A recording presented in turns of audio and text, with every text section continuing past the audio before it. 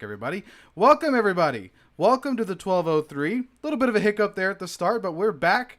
Parker is joining me. We have upgraded a little bit since we last saw us. It's been about 2 weeks, 2.5 weeks. Parker, how are you doing, man? I'm doing good. Hopefully, I sound a lot better, and I'm coming through visually. I look a lot better. Well, not physically better, but I was the, gonna the say, screen I was gonna say you definitely sound better. I don't know about looking better. the screen comes through. Yeah, maybe they don't want a clear picture of me. Maybe it was better off if I just turn off the video and just have Parker Ray at the top there because I am kind of ugly. But no, I got the Hawaiian shirt. I'm ready to go, and we're gonna have some fun. Hey, they're gonna want to hear your voice. That's for sure. But because Yeah. I mean that's where the money is, right? It's in the voice. Oh, the voice is all everybody cares about is the voice. That's all I'm used for. That's what girls they get me to talk to them. Hey, can you call me on the phone over? We have a phone date because they don't want to see me, but they love phone dates. So They I just get want to to hear your talk to them, voice. my soothing voice. As long as because I give them a voice, they can picture whoever they want. But if they see me, then it kind of ruins the whole thing. So I'm a man of mystery. It's like my favorite Bobcat radio clip of all time where you said, "Look at me, I'm jacked." And the whole joke was no one can see you. Maybe you should just keep it that way. Like find a lady that's okay with never seeing what you look like. That might be Yeah. that might be your key to love right there. Oh man. So you're doing great, right? You got love. Let's not talk about my love life. It's really sad. It's a depression. It's a depressing just downward spiral. But you're doing good. I am doing good, but don't worry, Parker. Ryan Graff says that you look great. So, Ryan, my buddy. hey, Ryan is Yeah. single too. So there's something there, maybe. Maybe there's some chemistry there. Maybe You I ne- could be you a never Graff know. after all. You never know. You never know. No. Now, last time you saw us live on the 1203, a couple things have changed. For starters, your boy's a married man. They got married 2 Fridays ago now. It does not feel that long ago, but it really was. It was over 2 weeks. It was a little under 2 weeks ago. Parker was there. Parker came all the way down to little old Mico, Texas, at I did. It Medina was Lake. fun. It was a great time. I got to. So the way the week started, the first part of the weekend. So we went up there. Let's say I think we went up there like the day after we recorded. So we went up there like Monday or something, and we were there all week. And then on Wednesday, I had all the guys come out to our lake house on Medina Lake. We were going to be at the lake house from Wednesday to Friday. The wedding was on Friday. Dress rehearsal was on Thursday. We never really got to have a bachelor party, so I just had all like my favorite human beings come out to the lake house. It was Parker and Sean Shannon and Joseph Morrison and both my brothers and just some of my AJ Camacho. I mean Austin Ruff. Some of my favorite human beings. We all spent 2 days just being idiots. I think the highlight of that weekend for me, and I want to hear what your highlight was from the bachelor party itself.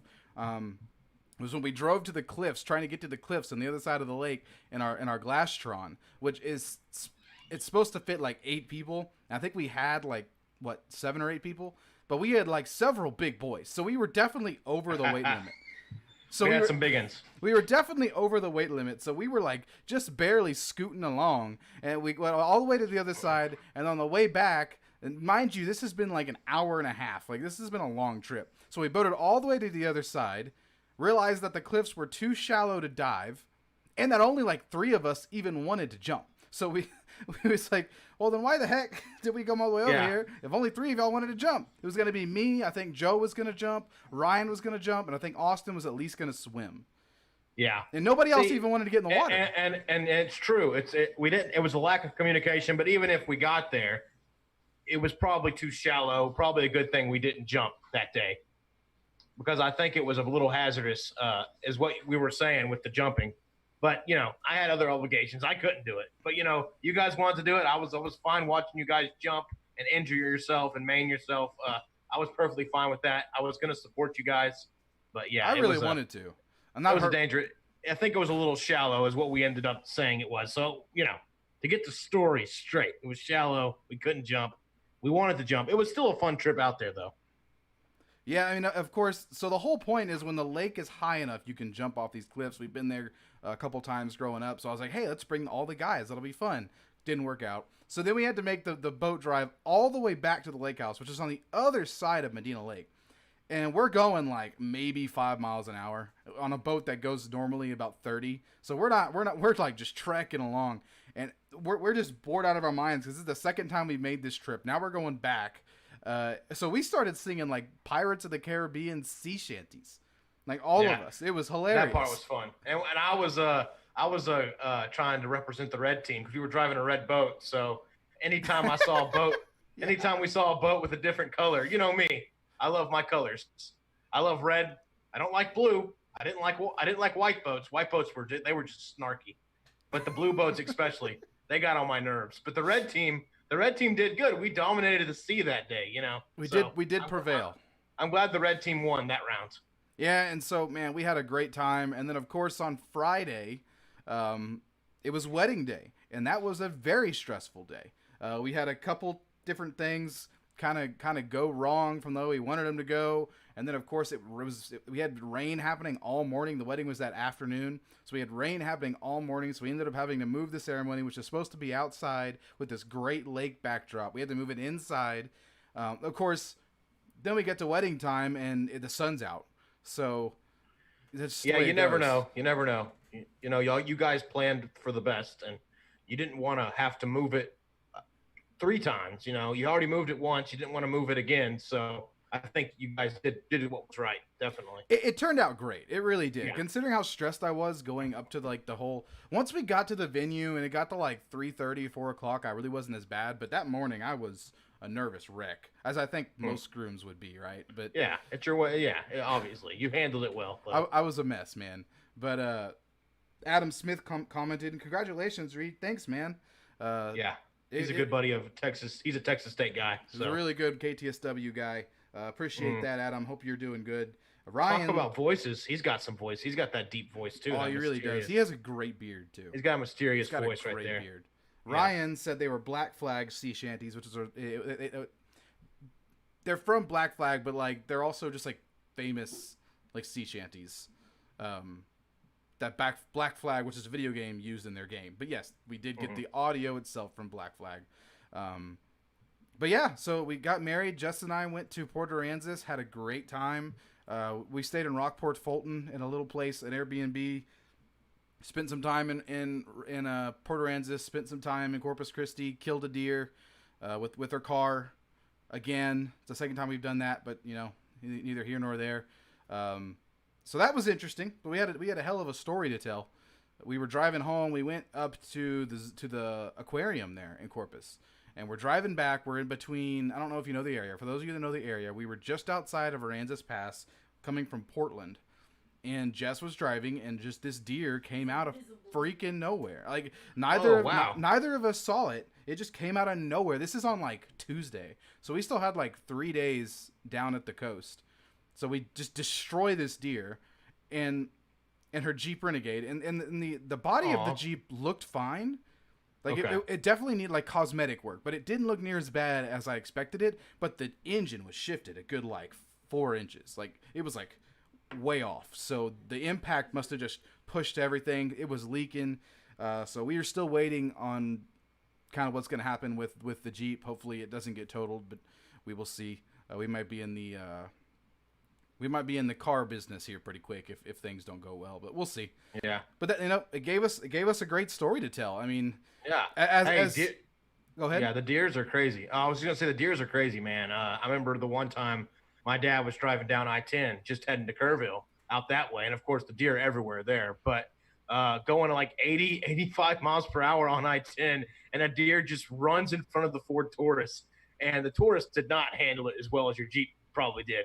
But I mean, the deer was just like lightning, just boom, and then all of a sudden, all you saw was red particles.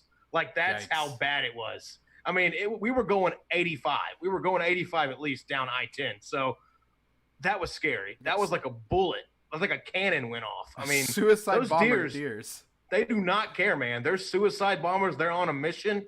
I'm trying to figure out who their leader is. They're taking out all our vehicles, man. We gotta hunt them down. Everybody in the chat, let us know who you think the deer's leader is.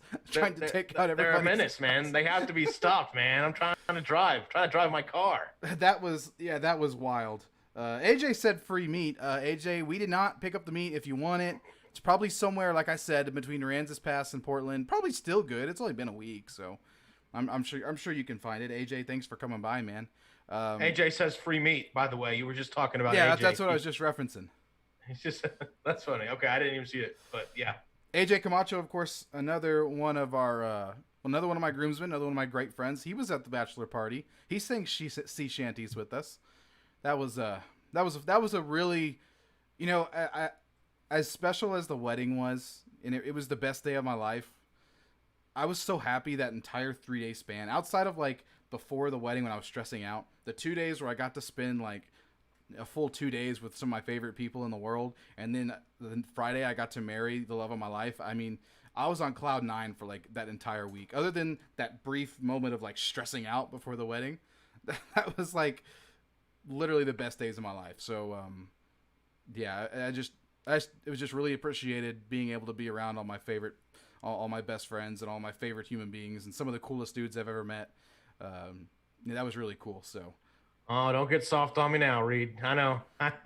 We got to stay. We got to stay the part for the. yeah, don't let them see the show. wedding pictures. Don't I was a crying mess like that entire. don't let them see that we have emotions. But I do appreciate the as we transition to what I liked about the wedding. I liked being invited. First off, I was one of your newer friends there, which was cool. I mean, to be one of the college guys that were invited, let alone a groomsman, let alone you actually let me have a pretty good part in the wedding, announcing That was cool.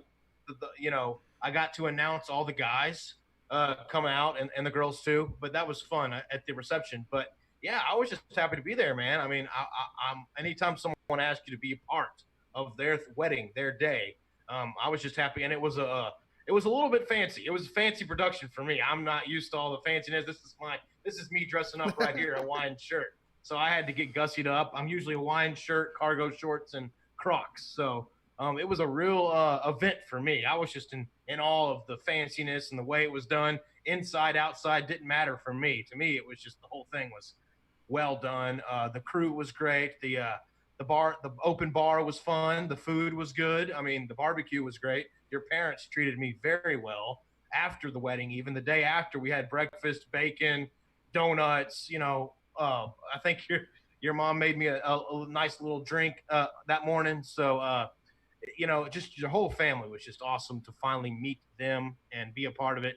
And then after the wedding, I ended up shortly after, while you were on your honeymoon, I ended up getting me a truck, a 2020. You did. That was pretty cool. 2020 red Tundra. So that was kind of I was my first big boy purchase. I didn't actually think I was going to be able to get it. But we talked the guy down from 15% interest to 6%, a lot because my dad was just like saying, hey, we don't need a truck today. And they kept pulling us back in. And we actually got them to pay for our first month's of payment. Our whole first month payment. They wrote us a check for $650 on the spot for the first month. Boom. So that doesn't happen often. I know they really wanted to sell that truck. It was the end of the month. The guy was trying to meet his, his quotas or whatever. So we got him right place, right time. But we've had both of us have had a pretty good run of things lately. So it's been kind of fun, living back, enjoying the summer. So I'm having a good time right now. Yeah, and of course I'm back to the regular world. I'm back to working. I went back to work yesterday, so I'm more or less back to my normal schedule. You still have some things changing here in the next few weeks. You're going to be moving down to Kerrville, your high school town. Are you excited about that? I am, because that's kind of going back to Hondo and that area and Miko and all that. That was where the wedding was, and I got to go to Kerrville for a little while too, just driving around the town, just seeing the people. They're definitely my type of people. I love small town. I love the small town feel. I fit in more there, and I think if I could I don't know how high school football is going to go. I don't know if we're even going to have high school football. But I know the guy who calls the games for Tybee on the radio. I know the guy who works at the radio station. I know the guy who does the coaches show, which is a show they do on one of the local stations up there in Kerrville. They do a coaches show every Saturday, which I could easily be a part of. I could easily start helping him out with that, setting up, tearing down, kind of doing some part-time work with the station there. And so I can still do my radio stuff and teach. And if I want to coach, I can go that route too. There's a lot of options available, and it's nice to have I guess, as you could say, first big boy job, first job where I can actually just pay my own bills all the way through, have my own spot. And it's a nice area, and I love the people in Kerrville. So, yeah, it's just a great little town. Texas Hill Country, you can't beat it. Great atmosphere, great weather. No, not a lot of humidity in Houston. That's what you get. You always get humidity. I'm ready to get out of that. And with Houston sports, we don't really know what's going to become of that. I didn't exactly start my career in Houston like I thought I would. So it's a great chance for me to kind of reset, go back to the Hill Country, where I had a lot of fun at Texas State. It was right there. It's not too far from San Marcos. If I want to go to Texas State for a weekend and watch some games there eventually when they get started back up, that would be fun. So I have a lot of options right there in Kerrville, kind of the center, more central to the state of Texas. So I'm ready. I'm excited. I'm ready to go back and hopefully get my first year out of the way where I don't screw up things too bad. But I'm excited. I think it's going to be a good spot for you. I think it's going to be a good place for you to really kind of launch and start everything. So I'm really happy for you. I'm excited to see what happens there. But let's get into it. Let's start talking some sports, man. That's what this show is all about. We call it an experience-based podcast, and of course we like to talk about our lives. But at the end of the day, people want to hear us talk crap about something like that. That's what people are here for. So let's get into that. While we're talking about this kind of stuff, thank y'all for joining us. We have 8 viewers. That's awesome. Thank y'all for joining us. If y'all want to hear us discuss any specific topic, or if you want to ask us a question, leave it in the comments. We will get to it at some point before the show ends. So please feel free to do that. If you don't like something we said, let us hear about it. But with that being said, since the last show, a lot has happened. Specifically with sports making a slow crawl back. When we left, NBA was in the early stages of developing this plan for what they're going to do. They're going to Orlando. Well, now a lot of the teams are there. I know the Spurs team was heading up there today. I think some of the early reports is that some of the rooms that the players are staying in aren't the nicest. What's kind of been your initial reaction with that situation? Herky jerky, I guess. I don't think it's going to be 100% what people want. People are going to expect it to come out, it be awesome, everything be clicking, nice hotels, nice parties after the game, all these from a player perspective. I know these guys, they're used to going out and partying after games. Most of them are. That's what they do. They go out, they party, they hit the clubs. Some of them, that's part of their pregame routine too. Partying, getting a good night's sleep, waking up the next time or whatever. A lot of it that's a big part of what they do. That's a big part of their routine. So they're going to have to go from partying, having all the fun, to being stuck in a hotel room. And it may not be even the nicest hotel they've been in. I don't know what hotel they've gotten to choose, but it may not even be what they're used to be, the quality of what they're used to being. But they are stuck in rooms. They're not going to have as much fun after the games. It's going to be practice, and basketball. Practice, basketball. It's not going to be a lot of this free time, which is what they usually have during the course of a season. And most of these guys, like James Harden, Russell Westbrook, all these, they have multiple houses too. They have houses, and they travel. They have places to stay in each town. Part of the fun is them traveling, going from place to place. Well, they're right there in Orlando. There's no room to travel, no home court advantage, no real fans. It's going to be odd. But I'm still excited about it, because I think as a Rockets fan, I do think they have more of a chance now that they're rested with small ball. They were getting worn down. They were in a part of the season where they were just getting beat up by bigger teams because they don't have a true center. Their biggest guy is like 6'9". So they were getting beat up. They were getting out rebounded. They needed a break from all that. So I'm glad they got their break. They got a really long break. Hopefully it rejuvenates them. Hopefully Westbrook and Harden are ready to go. And right now they sit at the sixth seed in the Western Conference. So if they can keep things going, then they have a good chance to make some noise here. Maybe in a weird situation, a weird team can kind of pull it out. And I think the dark horse could be the Houston Rockets. They could be a good dark horse team. As Mr. Ray the dad in the background makes an appearance right over your shoulder. Hey Dad, what's up? I think right there. I think one thing that people are kind of forgetting about in this whole situation, not only in the NBA but in the MLB, they're the way this is being designed is that these players are in a bubble, right? They're not interacting with society. They're there to play basketball or baseball, or that means their families aren't most of the time aren't coming with them. So you have guys like LeBron James that have families and they're having to leave that family until this season is over.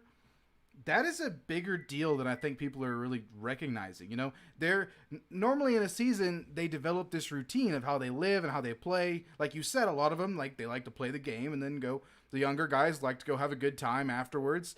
They have a routine, Yeah. especially in baseball. We're gonna get to baseball here in a minute. We've got a question from Adam. Uh, Especially in baseball, it's so routine based. I'm sure that carries over to other sports. I mean, it has to.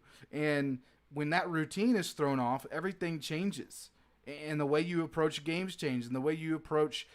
I saw a picture of the food that they're being fed, and obviously a lot of guys aren't going to be used to the food that's being fed. A lot of them cook for themselves, or they have like chefs that they pay. Like I bet, like guys like James Harden, like definitely like have someone that cooks for them. Oh yeah, it's a big downgrade for guys like that. Exactly. Yeah. And so things Yeah. like that is going to, and while it's like, oh, boo hoo, they don't have their personal chef. But it goes back to like, you know, part of the routine that they're so used to. That is going to affect some guys, and it might affect some guys more than others. And that'll be really interesting to see how that plays out.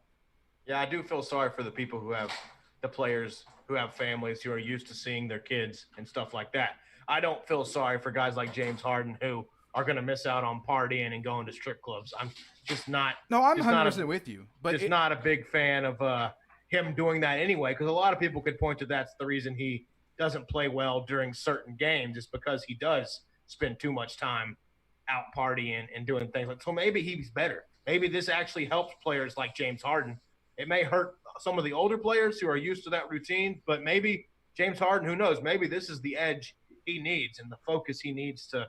I don't know. I'm optimistic for the Rockets. I guess I'm just kind of pumping them up because I don't really know about the Texans or the Astros right now. I'm a little sketchy on both of them, but I think the Rockets may have a chance. Well, we'll talk baseball here in a minute. We've got a question from Adam, but the question that he asked actually applies really well to the NBA as well. So I want to ask you this. Adam said, who most benefits from a shortened Major League Baseball season? Could there be a Cinderella type team making a run?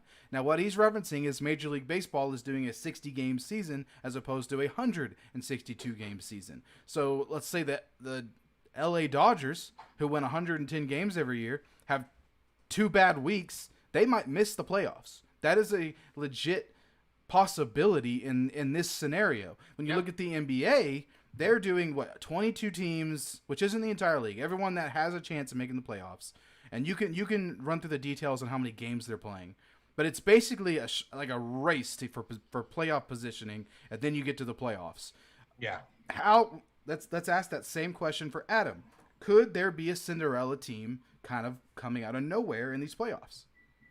Yeah, there could be, because I think you look at how they're breaking these teams up. So the MLB is only playing the Western teams, the NL West and the AL West. Those are the 10 teams. They're playing each other repeatedly. So there's not as much difference of competition. So if you're stuck out west, like the Astros are, that means you don't have to worry about playing the big AL East and the NL East teams. These are some teams that the Astros are going to get to dodge. They don't have to worry about playing the Nationals, the Braves, the Yankees, the Red Sox, Tampa, whatever. They don't have to worry about playing those teams. They don't have to play the Central. They don't have to play any of the big-time NL Central teams and the AL Central teams. So they're just focused out west. And while I do think there's some good competition out west, I think they can take advantage of that. But that's also being said to some of the teams that are weaker. I think it benefits some of the teams that maybe start off hot. There's always those teams that start off every year pretty good. I think the Mariners, I know he's a big Mariners fan. That's the reason I say this. Adam likes the Mariners. And I think he likes the Red Sox too. But I know the Mariners, I think one year they started off like 9-0 or 10-0 or something like that.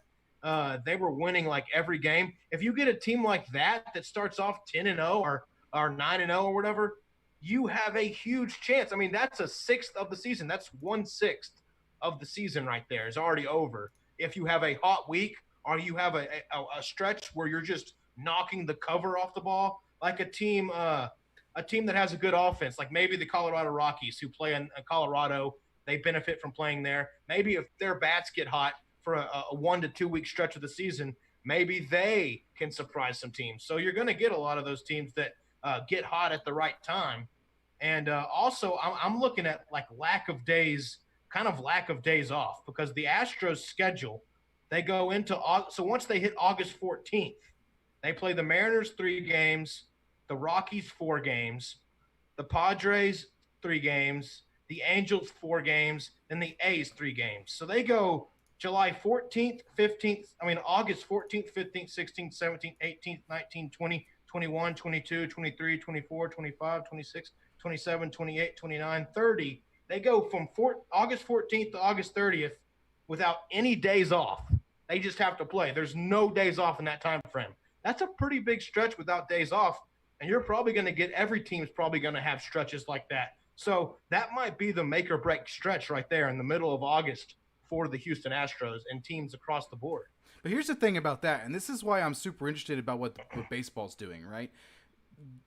These guys have spent the past 365 days, whatever it is, 362 days, ever since the World Series ended, getting ready for a 162 game season. All of a sudden, those same guys are now only going to be playing, let's say they make a World Series run, like at max, like 80 something games. So you will have guys hitting their prime, hitting their peak, their best part of the season, like right in the middle of the playoffs. Normally, what makes the playoffs in baseball so special is it is an endurance race. It is a see who has the most left in the tank. That's why teams stack up on pitchers. That's why teams add utility players like Marwin Gonzalez so that you can give guys a break. I really don't think that 20 game stretch is going to be near as big of a deal because they're not 80 games into the season at this point. You know, they're not 140 games into a season having to play 10 games in a row. As far as fatigue goes, I guess I get your point. But as far as what Adam was saying about it does open up because you don't have to be as deep. You just got to get hot.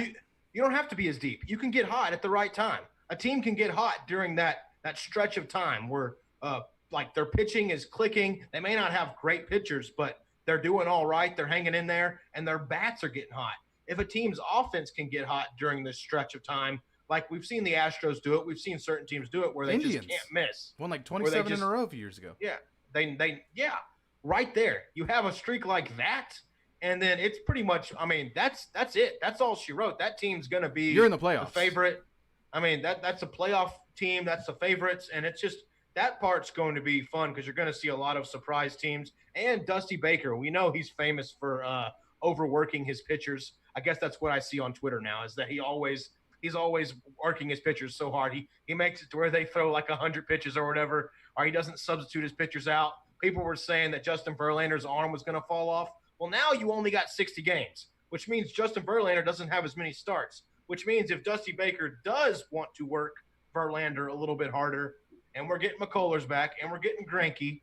McCullers might – if anybody on the Astros roster benefits from this shortened season more than anyone, it's Lance McCullers. He's going to dominate. He's going to be so dominant. He was probably on an innings limit anyway. So now in this, let's say they make a playoff run, 75 to 80 game season, this dude that was probably only going to realistically make like 15 starts is going to be enough to get through the whole season now.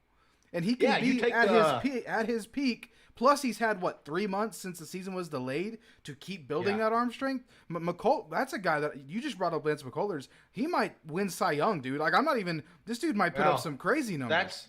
That's the guy I'm thinking of. It's going to be those bulldog type guys that are fine with fine with going the extra innings. And I mean, you could see guys like that pitch 8-9 innings a game and be fine because they know the season's short. They know they're in it for a very short period of time. So you're going to see these guys kind of go all out in that respect of it. It may be exciting to see the race short down to like the final sprint.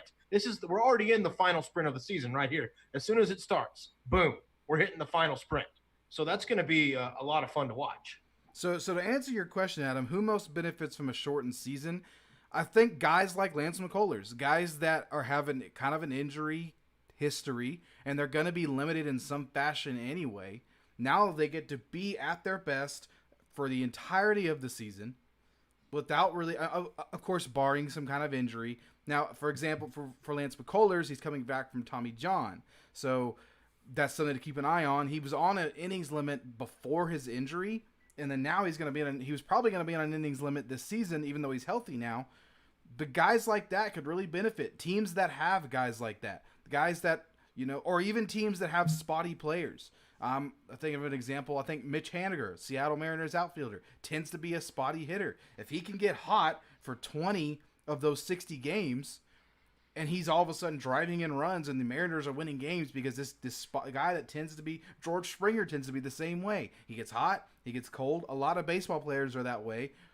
It's hard to pinpoint that team's going to benefit. That team's going to benefit. Yeah, but it's hard. It's going to come down to, it's going to be a race from game one to the end of the series, and whichever teams can get hot, it's either going to come down to the teams that get hot right away, or they get hot late, or it's going to be the team that can sustain that success all 60 games. See, in basketball, it's easier because a team like the Rockets, who shoots a lot of three-pointers, if they get hot if they're just on a streak where they're knocking down all their threes, and that happens to be the 8-game stretch where they come back and they're hitting their threes and they're rolling, then I think, yeah, awesome. That's great. It's great for a team like that who shoots a lot of threes. But for baseball, it's a little bit harder to pinpoint. You got to look at the streaky teams. You got to look at the streaky players. The streaky teams that aren't necessarily great but can get on hot streaks, those are the teams that may surprise us. But I do have some news. The NBC Sports just buzzed my phone. They contact me directly now. I get notices. Oh, you're from, big time. I get text messages from the president. I get text messages from Congress. Oh, you and Trump are text buddies? Yeah, I get messages from him all the time. I get messages from all these guys. They just blow up my phone.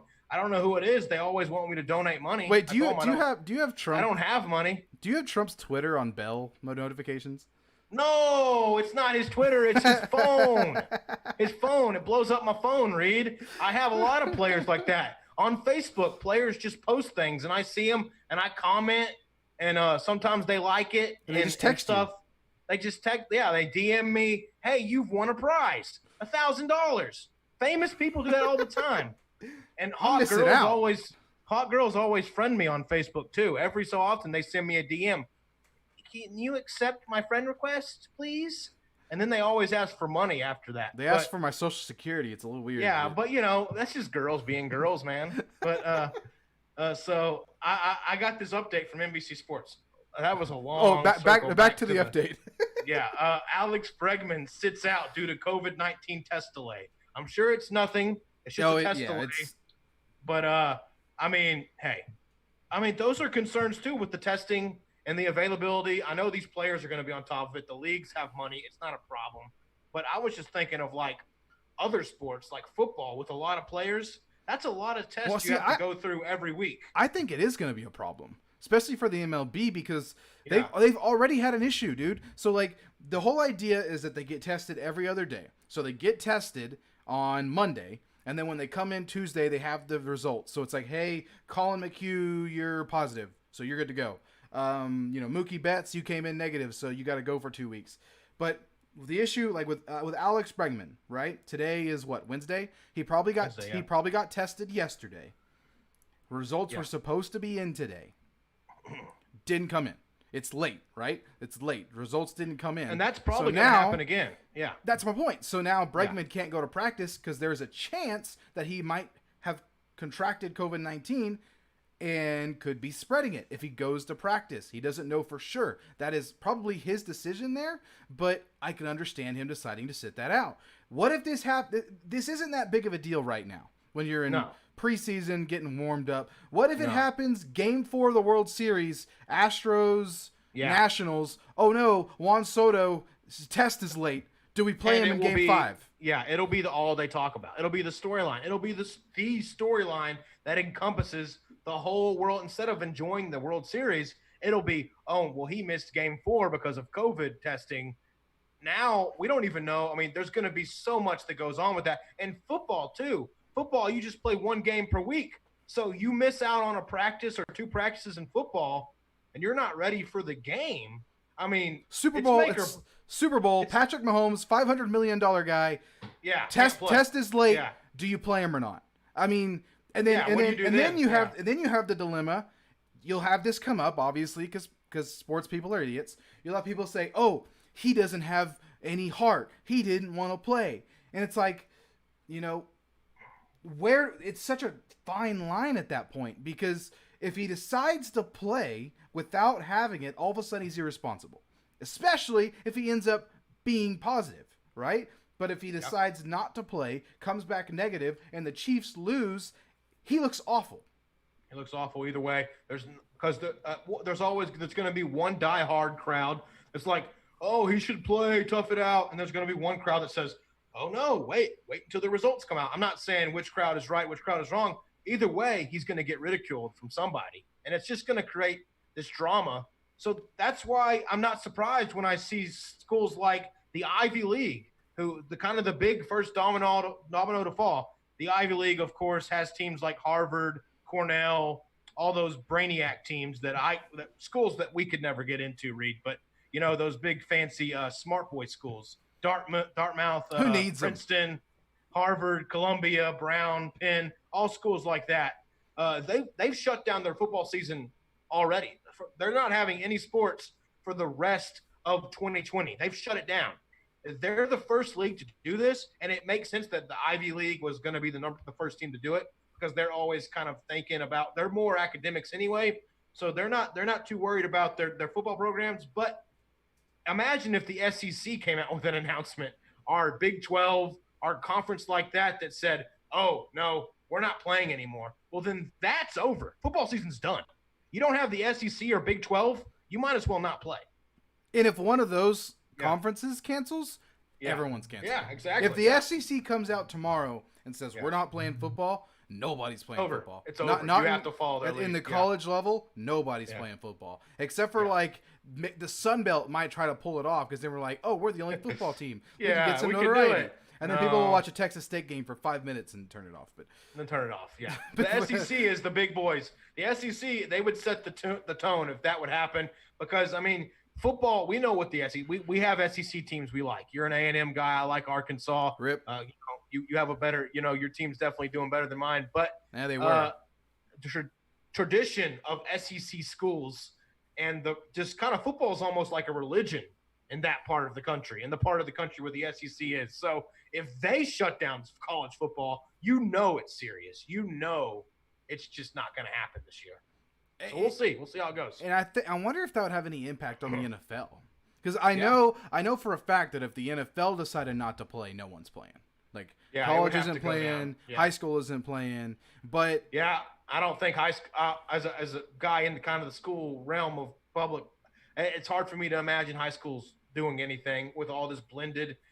A lot of these things are doing blended where you go online for a little bit and then you go to school for a little while. You go to school for a couple days a week and then you do the rest online. That seems to be the kind of consensus that a lot of schools are doing in Texas and things like that.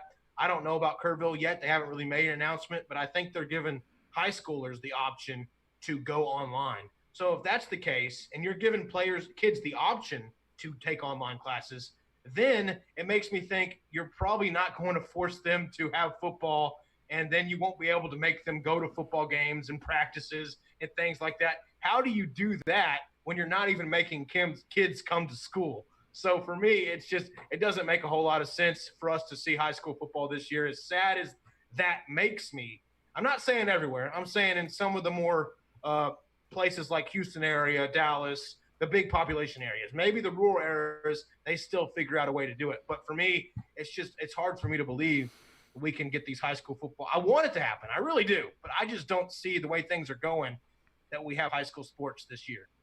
Well, and here's my thing on specifically football, like NFL, college football. I honestly think that there is too much money involved for them not to play. I agree. I think that they will maybe not have fans in the stands, or they might have some kind of like social distancing measures, but colleges rely on that revenue so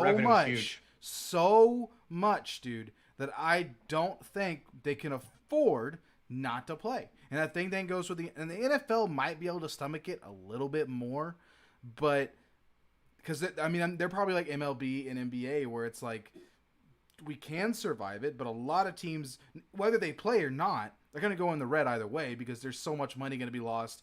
Even if you say, hey, come on in, a lot of people aren't going to go because of the whole situation with coronavirus, or at least I hope so, because people need to be safe. But I just don't see them canceling it, man. There's too much money. High school football could do like a no fans thing. I could see that happening.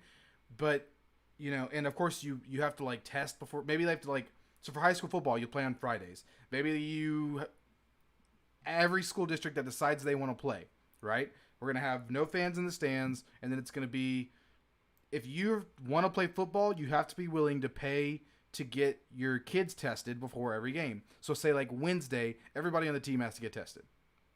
And Thursday or Friday, if that test either doesn't come back or comes back positive, they're not playing. You can't play, yeah. And that might be something that they look into, but the only thing with that is every school district has to be able to afford paying for all those tests. Those tests have to be available, and you could see, like, I cover 2 small 6-man schools. They're 1As, and while they only have like maybe like 10 to 20 kids to test per game, like that might be too much to ask for some schools. Well, some budgets are really small, and we know this with some of the schools.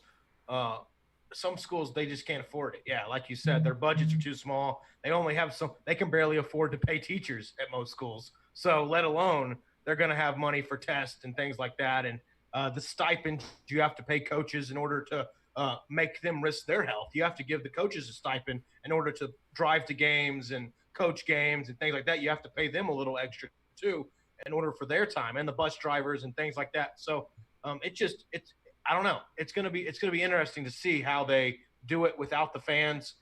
If they do it without the fans, which I think is the right move, it's definitely going to benefit newspapers and radio because people are going to be buying those newspapers, man, to see who won the game last night. And the radio, local high school radio, is going to go off the charts because if you can't go to a home game, you're going to have to turn on to the radio to listen. So that might actually benefit some industries too. And something that Parker Ray might benefit off of, the UIL is allowing Texas high schools to live broadcast their games this year if they so choose to.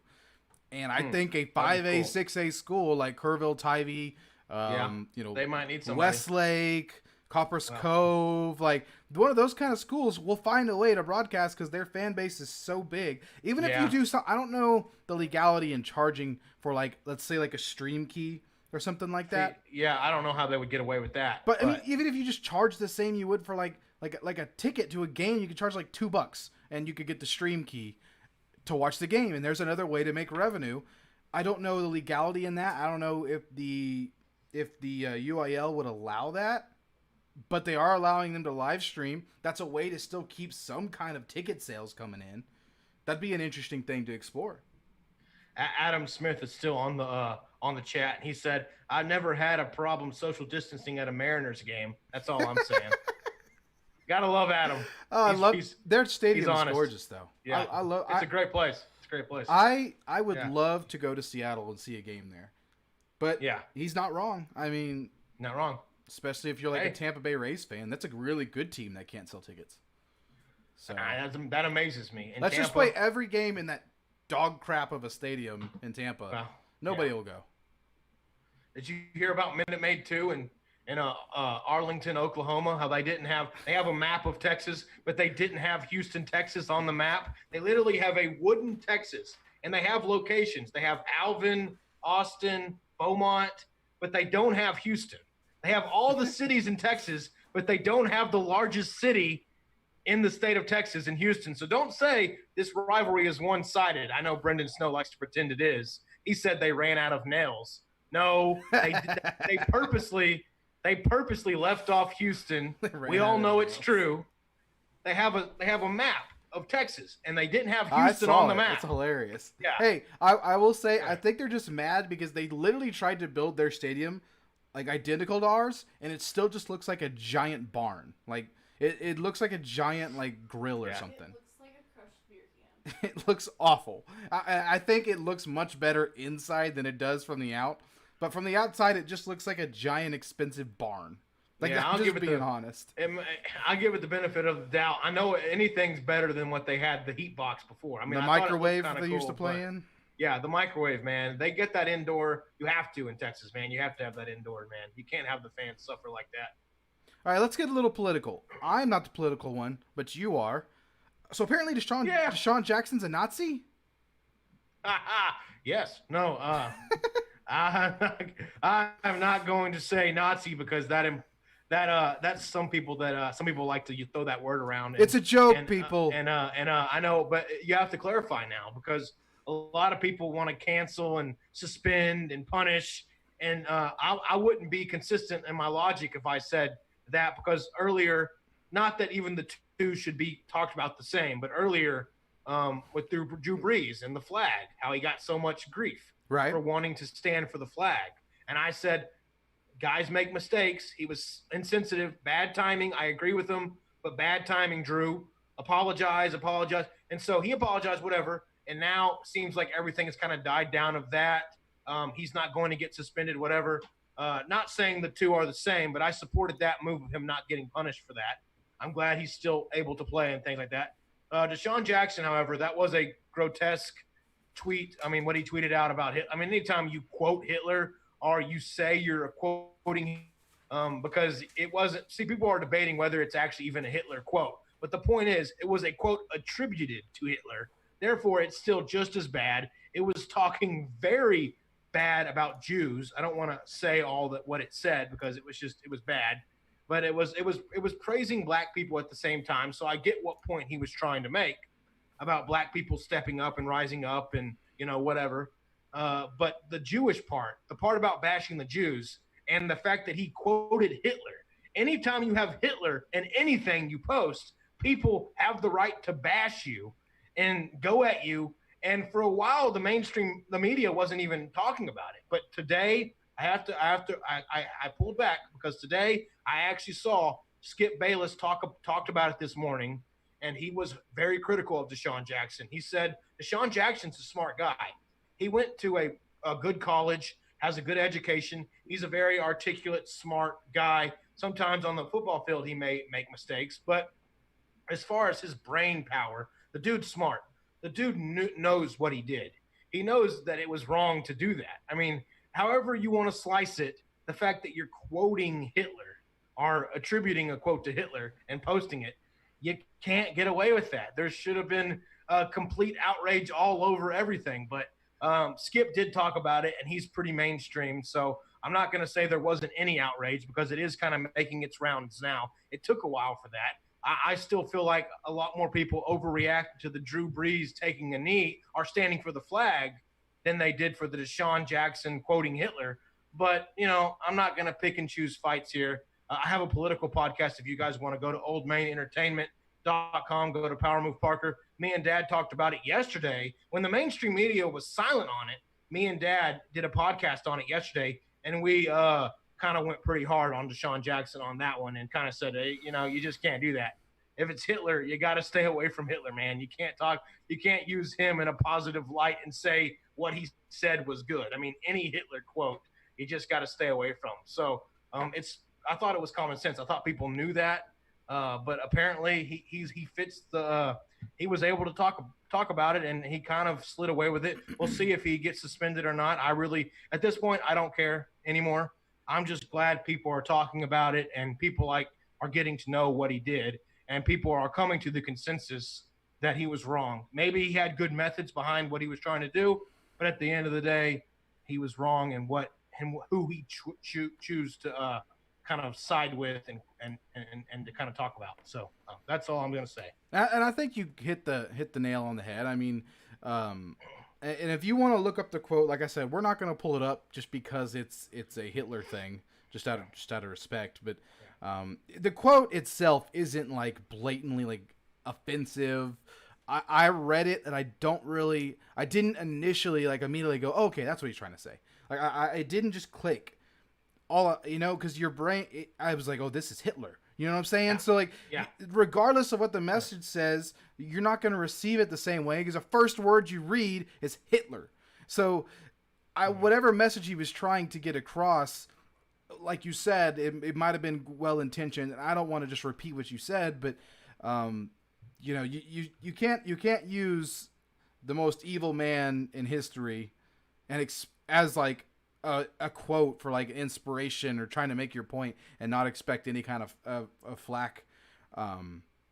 So yeah, it was definitely a bad decision by DeSean, a guy that is, on the field he tends to be a little brass and loud and rude and outgoing, but off the field he seems to cause very little trouble, and I was a little surprised to see his name in the news, to be honest. But I think he graduated from UC Berkeley or one of those schools that's pretty high up as far as brains go. So he's an intelligent guy. He just intelligent guy made a mistake.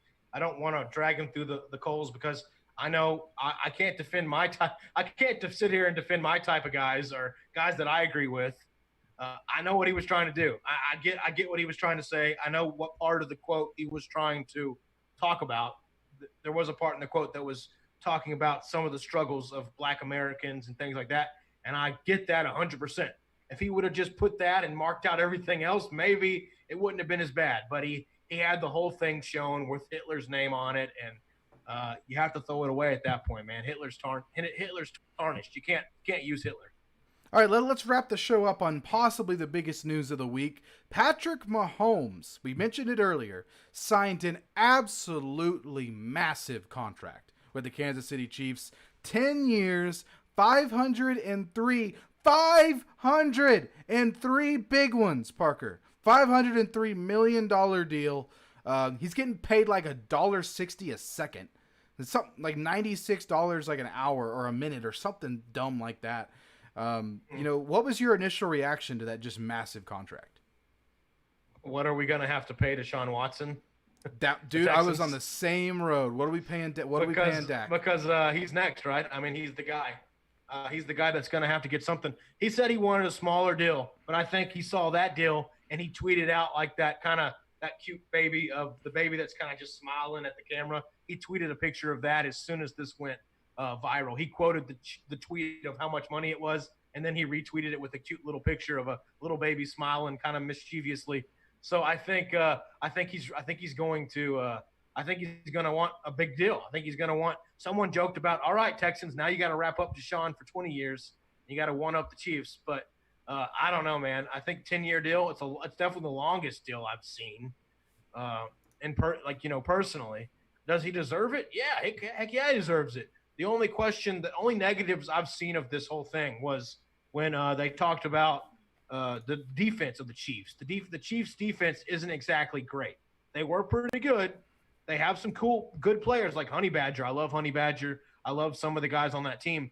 But defensive side of the football still has to do its job. And the Chiefs can't just keep coming from behind and expecting to do these miraculous things. I mean, they were down 24-0 to the Chiefs. They were down like a touchdown or two to the Titans. They were down by like 2 touchdowns to the 49ers. They had a hard road.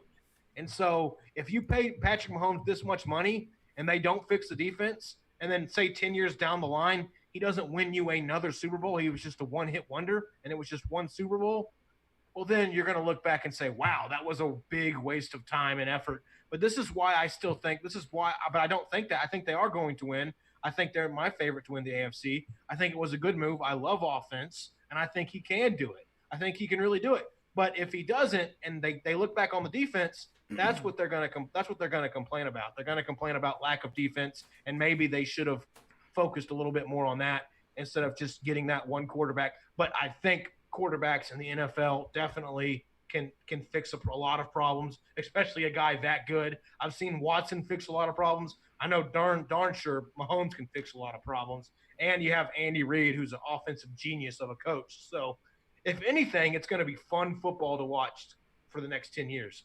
Well, the fact of the matter is the NFL has turned into a quarterback league. The teams that have good quarterbacks, and I think the only team I can think of last year that wasn't led by a really good quarterback was the Tennessee Titans.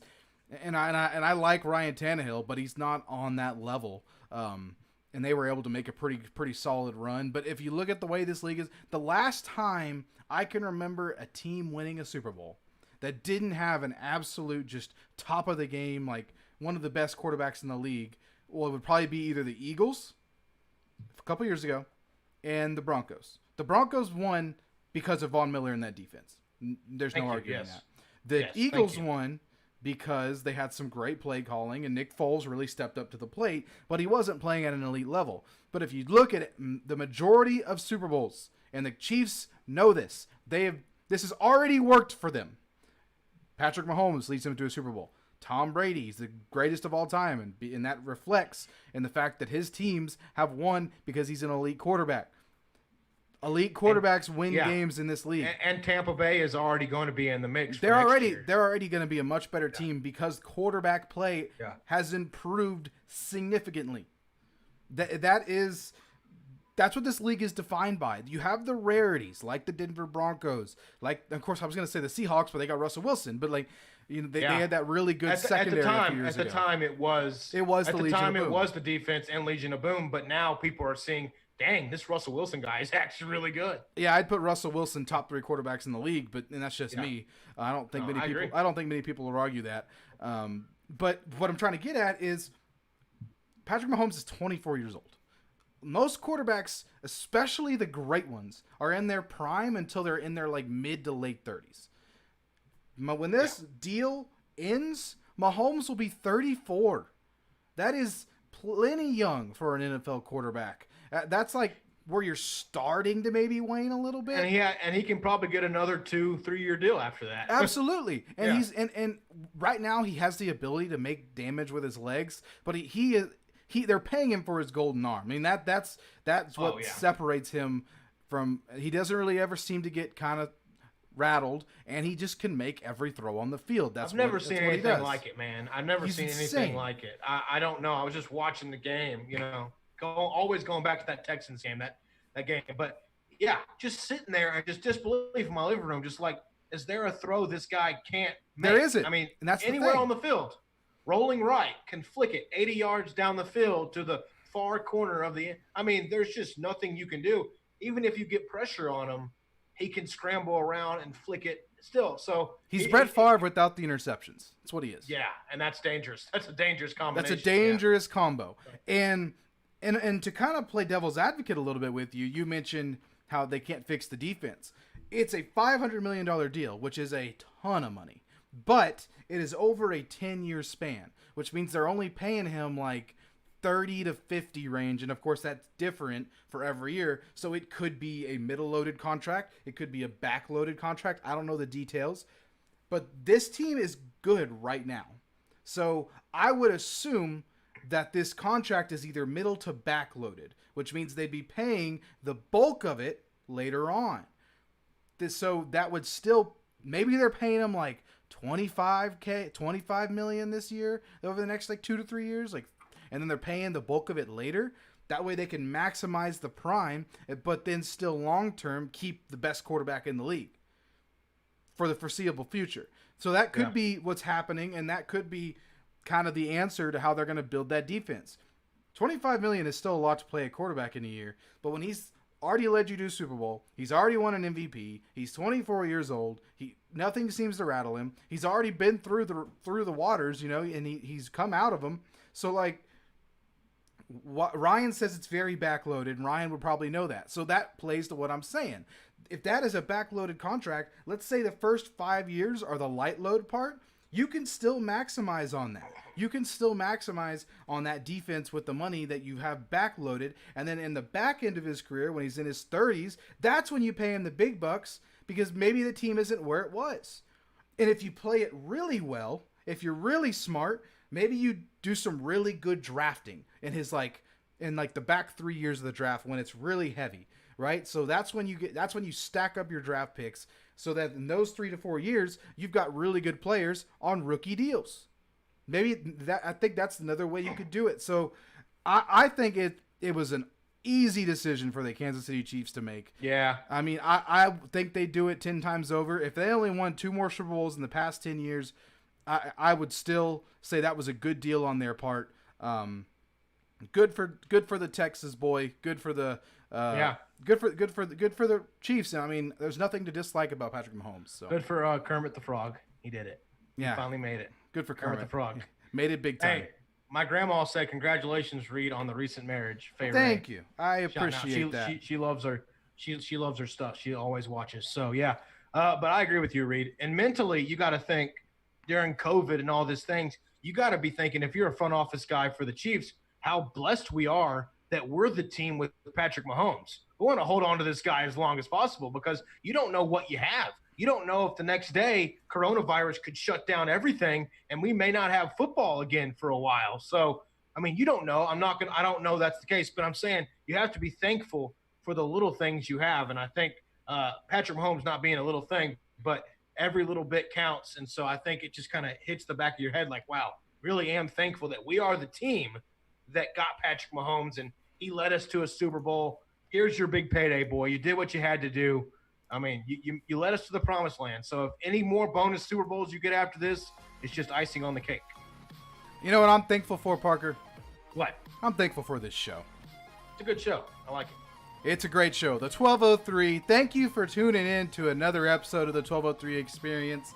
We are, of course, the two creators of this show. We're the creators of Old Man Entertainment. Hopefully, in the next few weeks, we can buy the domain Old Man Entertainment. Yeah. We're done. We're done with the weddings. We're done. So we can go all in on this. Yeah. I don't know when sports is going to return. So my job, I have a lot of free time until sports starts. We're going to hit this thing hard, man.